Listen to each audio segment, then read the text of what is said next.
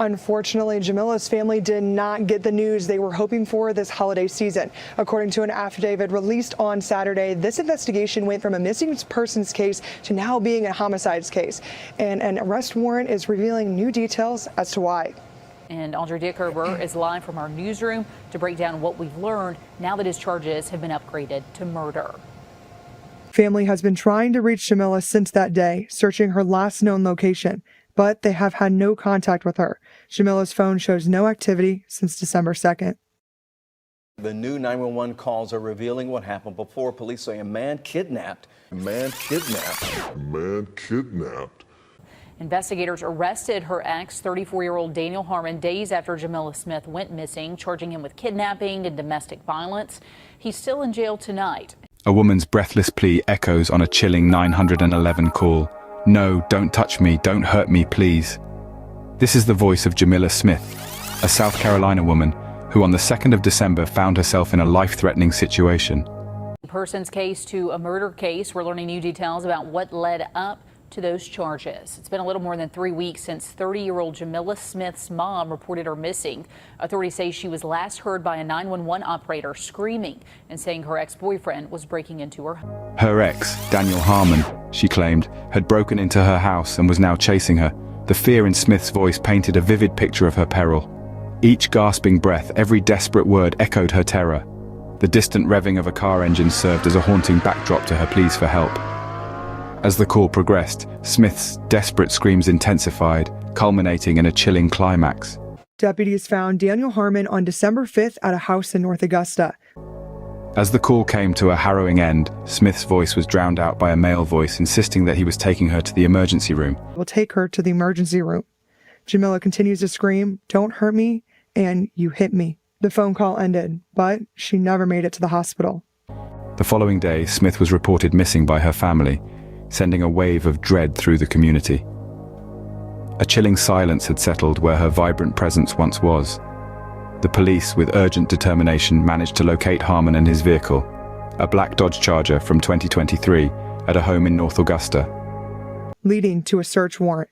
On that same property, in the front yard, they also found the missing Dodge Charger with blood in the trunk. A search warrant was swiftly obtained for the residence and the car, and what was discovered further deepened the mystery. Blood was found on the spare tire, and ominously, in the trunk of the car. The blood was collected and submitted for DNA testing to the South Carolina Law Enforcement Division. The results? Well, they would have to wait.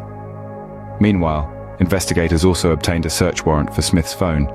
They sent that off to be tested, and you can see the results of that test are redacted, but they received the results December 23rd and upgraded Harmon's charges to murder the same day.